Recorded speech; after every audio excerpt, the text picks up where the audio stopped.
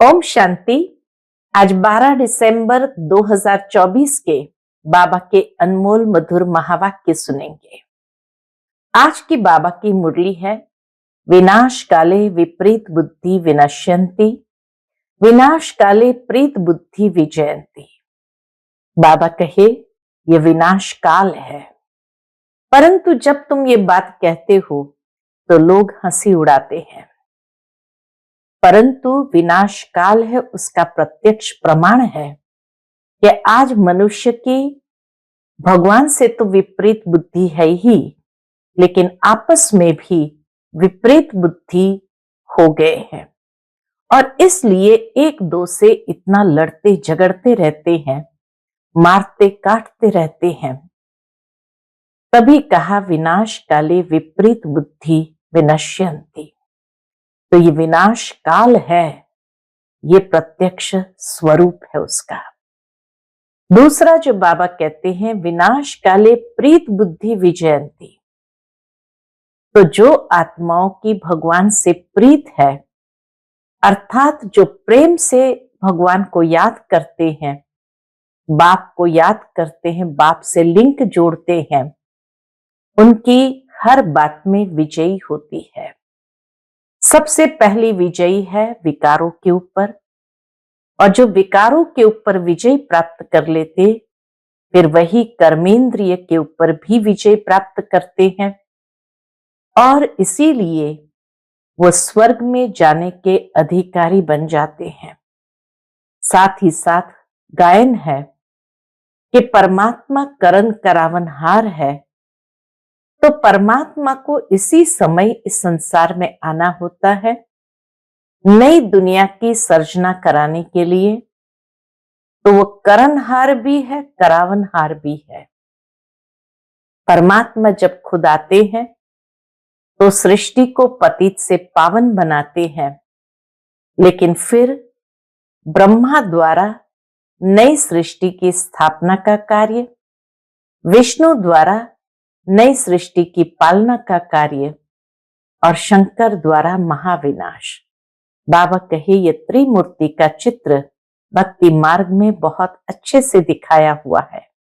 ये स्पष्ट करता है कि भगवान करण करावनहार है। पहले करणहार है, फिर करावनहार है। तो सुनते हैं आज के बाबा के अनमोल मधुर महावाक्य। ओम शांति। मीठे बच्चे, यह पढ़ाई जो बाप पढ़ाते हैं, इसमें अथाह कमाई है। इसलिए पढ़ाई अच्छी रीति पढ़ते रहो, लिंक कभी न टूटे। आज की मुरली से प्रश्न है, जो विनाश काले विपरीत बुद्धि है, उन्हें तुम्हारी किस बात पर हंसी आती है? उत्तर, तुम जब कहते हो अभी विनाश काल नजदीक है, तो उन्हें हंसी आती है। तुम जानते हो बाप यहां बैठे तो नहीं रहेंगे, बाप की ड्यूटी है पावन बनाना। जब पावन बन जाएंगे तो ये पुरानी दुनिया विनाश होगी, नई आएगी। यह लड़ाई है ही विनाश के लिए। तुम देवता बनते हो तो इस कलयुगी छीछी सृष्टि पर आ नहीं सकते। ओम शांति। रूहानी बाप बैठ रूहानी बच्चों को समझाते हैं। बच्चे समझते हैं हम बहुत बेसमझ बन गए थे, माया रावण ने बेसमझ बना दिया था। यह भी बच्चे समझते हैं कि बाप को जरूर आना ही है, जबकि नई सृष्टि स्थापन होनी है। त्रिमूर्ति का चित्र भी है, ब्रह्मा द्वारा स्थापना, विष्णु द्वारा पालना, शंकर द्वारा विनाश। क्योंकि करण करावनहार तो बाप है ना, खुद करते भी है और कराते भी है। क्या करते हैं, क्या कराते हैं? एक ही है जो करता है और कराता है। पहले किसका नाम आएगा? जो करता है, फिर जिस द्वारा कराते हैं। करण करावनहार कहा जाता है ना, ब्रह्मा द्वारा नई दुनिया की स्थापना कराते हैं। यह भी बच्चे जानते हैं, हमारी जो नई दुनिया है, जो हम स्थापन कर रहे हैं, इसका नाम ही है देवी देवताओं की दुनिया। सतयुग में ही देवी देवता होते हैं, किसी और को देवी देवता नहीं कहा जाता। वहां मनुष्य होते नहीं है, है ही एक देवी देवता धर्म।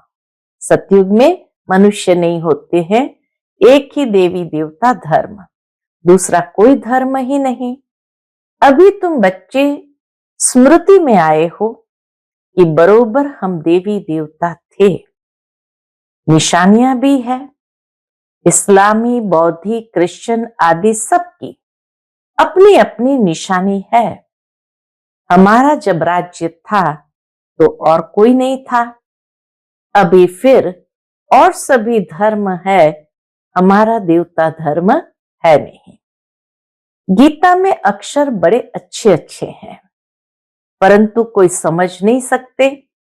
बाप कहते हैं गीता का अक्षर है विनाश काले विपरीत बुद्धि और विनाश काले प्रीत बुद्धि। विनाश तो इस समय ही होना है, बाप आते भी है संगम युग पर, जबकि चेंज होती है।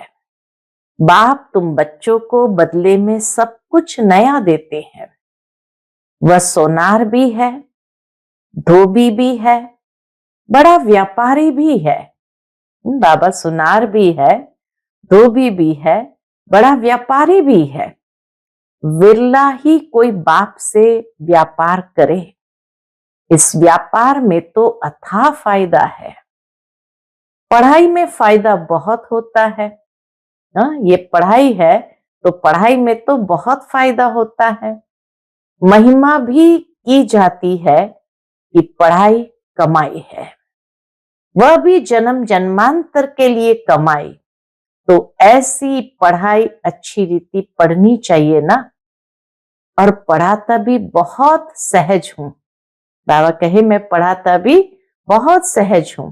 सिर्फ एक हफ्ता समझकर फिर भल कहां भी चले जाओ, तुम्हारे पास पढ़ाई आती रहेगी, अर्थात मुरली मिलती रहेगी, तो फिर कभी लिंक नहीं टूटेगी। यह है आत्माओं की परमात्मा के साथ लिंक। गीता में भी यह अक्षर है विनाश काले विपरीत बुद्धि विनश्यंती प्रीत बुद्धि विजयंती। तुम जानते हो इस समय मनुष्य एक दो को काटते मारते रहते हैं। इन जैसा क्रोध व विकार और कोई में होता नहीं। यह भी गायन है ना कि द्रौपदी ने पुकारा, बाप ने समझाया है तुम सब द्रौपदियां हो। भगवान उवाच, बाप कहते हैं बच्चे अब विकार में नहीं जाओ, मैं तुमको स्वर्ग में ले चलता हूं, तुम सिर्फ मुझ बाप को याद करो। अब विनाश काल है ना, किसकी भी सुनते नहीं। मनुष्य किसकी भी सुनते नहीं, लड़ते ही रहते हैं। कितना उनको कहते हैं शांत रहो, परंतु शांत रहते नहीं। अपने बच्चों आदि से बिछड़कर लड़ाई के मैदान में जाते हैं। फौजी लोग अपने बच्चे परिवार से बिछड़कर लड़ाई के मैदान में जाते हैं। कितने मनुष्य मरते ही रहते हैं। मनुष्य की कोई वैल्यू नहीं।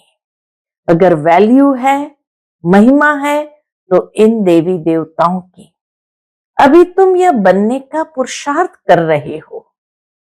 तुम्हारी महिमा वास्तव में इन देवताओं से भी जास्ती है। तुमको अभी बाप पढ़ा रहे हैं, कितनी उच्च पढ़ाई है।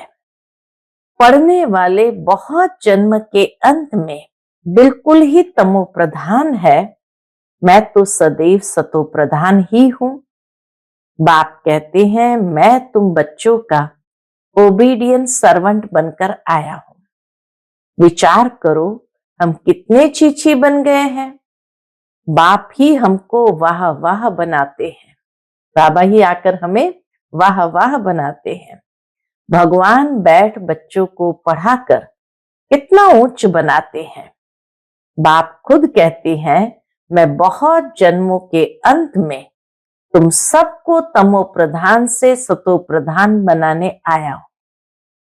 अभी तुमको पढ़ा रहा हूं। बाप कहते हैं, मैंने तुमको स्वर्गवासी बनाया, फिर तुम नरकवासी कैसे बने? किसने बनाया? गायन भी है, विनाश काले विपरीत बुद्धि विनश्यंती, प्रीत बुद्धि विजयंती। तो जितना जितना प्रीत बुद्धि रहेंगे, अर्थात बहुत याद करेंगे, उतना तुम्हारा ही फायदा है। लड़ाई का मैदान है ना, यह कोई भी नहीं जानते कि गीता में कौन सी युद्ध बताई है। उन्होंने फिर कौरव और पांडव की युद्ध दिखाई है। कौरव संप्रदाय पांडव संप्रदाय भी है, परंतु युद्ध तो कोई है नहीं। इस समय युद्ध तो कोई है नहीं। पांडव उनको कहा जाता है जो बाप को जानते हैं, बाप से प्रीत बुद्धि है। कौरव उनको कहा जाता है जो बाप से विपरीत बुद्धि है। अक्षर तो बहुत अच्छे अच्छे समझने लायक है। अभी है संगम युग। तुम बच्चे जानते हो, नई दुनिया की स्थापना हो रही है। बुद्धि से काम लेना है। अभी दुनिया कितनी बड़ी है, सतयुग में कितने थोड़े मनुष्य होंगे। छोटा झाड़ होगा ना, वह झाड़ फिर बड़ा होता है। मनुष्य सृष्टि रूपी ये उल्टा झाड़ कैसे है, यह भी कोई समझते नहीं है। इनको कल्प वृक्ष कहा जाता है। वृक्ष का नॉलेज भी चाहिए ना, और वृक्षों का नॉलेज तो बहुत बहुत इजी है दुनिया में, और वृक्षों का नॉलेज तो बहुत बहुत इजी है, झट बता देंगे। इस वृक्ष का नॉलेज भी ऐसा इजी है, परंतु यह है ह्यूमन वृक्ष। मनुष्य को अपने वृक्ष का पता ही नहीं पड़ता है। कहते भी है गॉड इज क्रिएटर, तो जरूर चैतन्य है ना। बाप सत्य है, चैतन्य है, ज्ञान का सागर है। उनमें कौन सा ज्ञान है? बाबा कहे, बाबा में कौन सा ज्ञान है, यह भी कोई नहीं समझते। बाप ही बीज रूप चैतन्य है, उनसे ही सारी रचना होती है। तो बाप बैठ समझाते हैं, मनुष्य को अपने झाड़ का पता नहीं है, और झाड़ों को अच्छी रीति जानते हैं, और झाड़ों के तो आयुष्य आदि बहुत अच्छी रीति जानते हैं। झाड़ का बीज अगर चैतन्य होता तो बतलाता ना, परंतु वह है जड़। तो अब तुम बच्चे ही रचता और रचना के राज को जानते हो। यह सत्य है, चैतन्य है, ज्ञान का सागर है। चैतन्य में तो बातचीत कर सकते हैं ना, चैतन्य है तो बातचीत कर सकते हैं ना। मनुष्य का तन सबसे ऊंच अमूल्य गाया जाता है। इनका मूल्य कथन नहीं कर सकते। बाप आकर आत्माओं को समझाते हैं। तुम रूप भी हो, बसंत भी हो। बाप है ज्ञान का सागर, उनसे तुमको रत्न मिलते हैं। यह ज्ञान रत्न है। जिन रत्नों से वह रत्न भी तुमको ढेर मिल जाते हैं। लक्ष्मी नारायण के पास देखो कितने रत्न हैं। हीरे जवाहरों के महल में रहते हैं।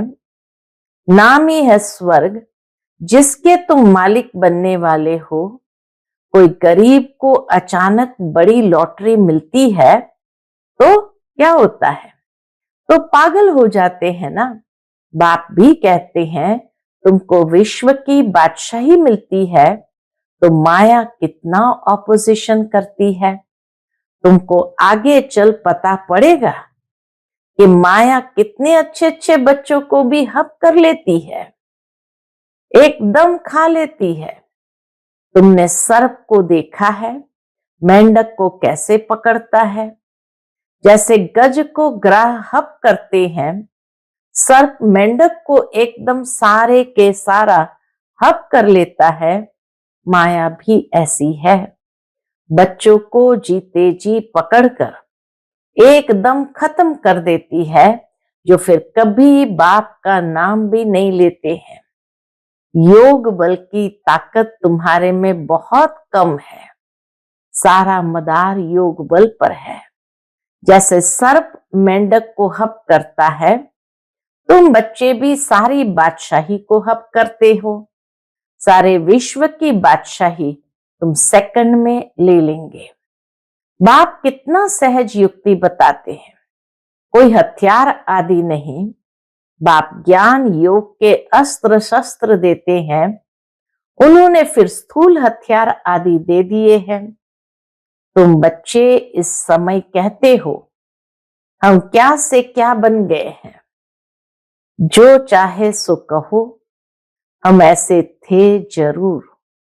बल थे तो मनुष्य ही, देवताएं भी थे तो मनुष्य ही, परंतु गुण और अवगुण तो होते हैं ना।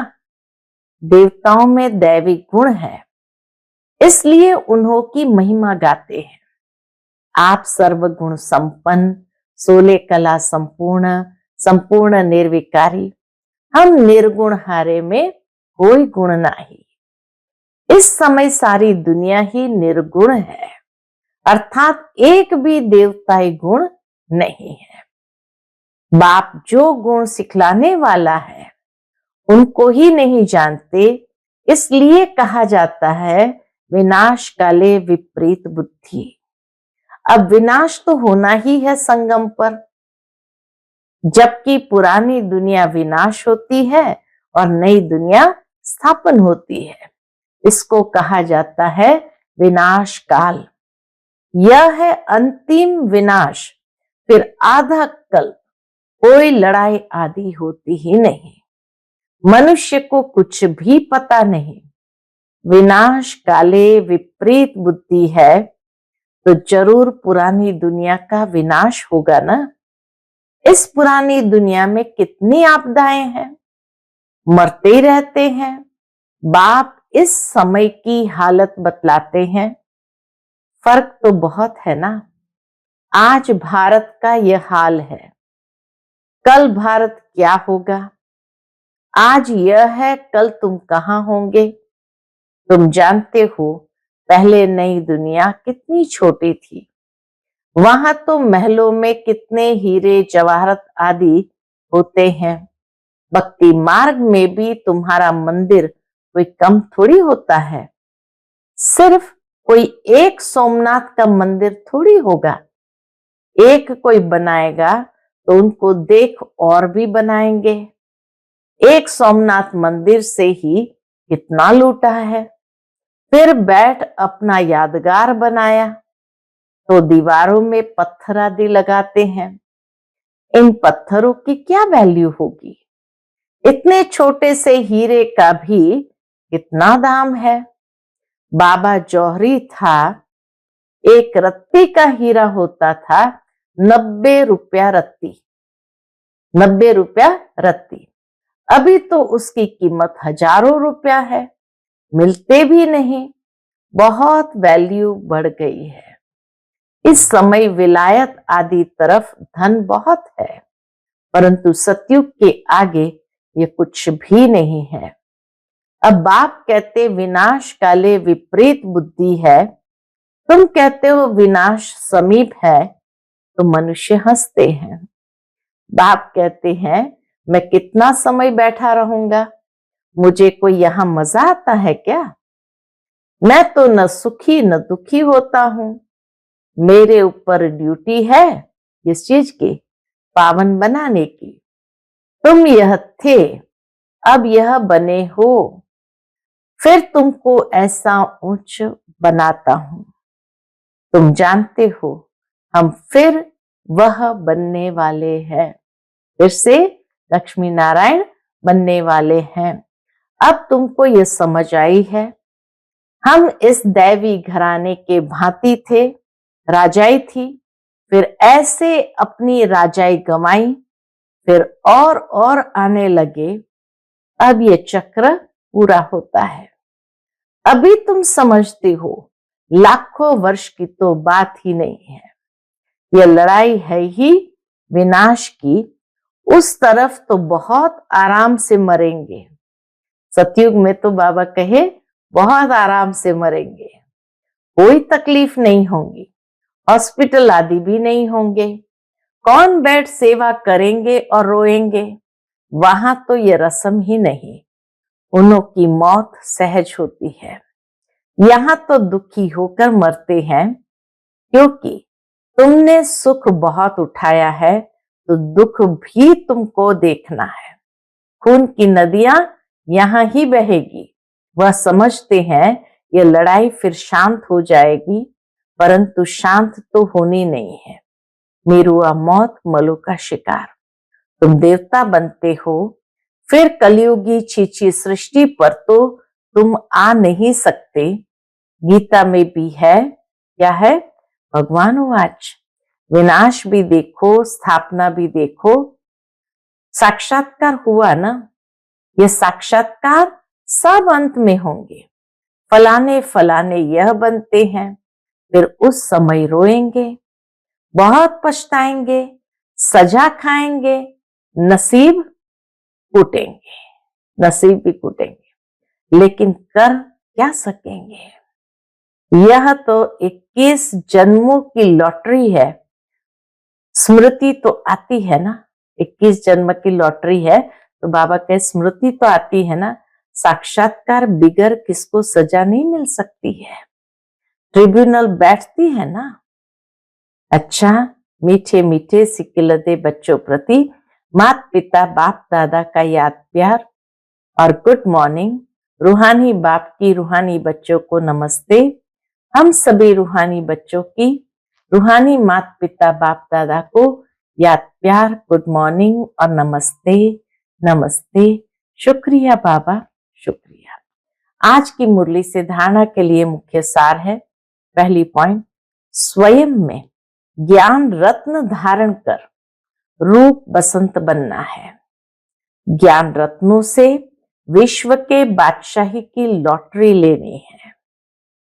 दूसरी पॉइंट, इस विनाश काल में बाप से प्रीत रख एक की ही याद में रहना है। ऐसा कोई कर्म नहीं करना है जो अंत समय में पछताना पड़े या नसीब कूटना पड़े।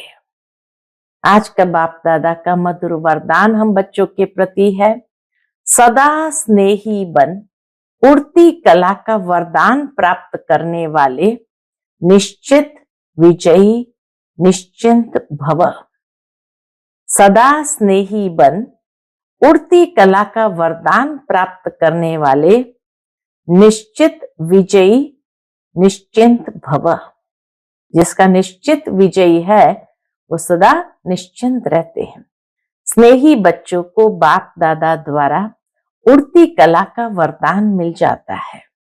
उड़ती कला द्वारा सेकंड में बाप दादा के पास पहुंच जाओ तो कैसे भी स्वरूप में आई हुई माया आपको छू नहीं सकती है। हाँ, बाबा कहे उड़ती कला से एक सेकंड में बाप दादा के पास पहुंच जाओ तो कैसे भी स्वरूप में आई हुई माया आपको छू नहीं सकती। परमात्मा छत्र छाया के अंदर माया की छाया भी नहीं आ सकती। स्नेह मेहनत को मनोरंजन में परिवर्तन कर देता है। स्नेह हर कर्म में निश्चित विजयी स्थिति का अनुभव कराता है। स्नेही बच्चे हर समय निश्चिंत रहते हैं। आज का स्लोगन है, नथिंग न्यू की स्मृति से सदा अचल रहो तो खुशी में नाचते रहेंगे। नथिंग न्यू की स्मृति से सदा अचल रहो तो खुशी में नाचते रहेंगे। शा ओम शांति।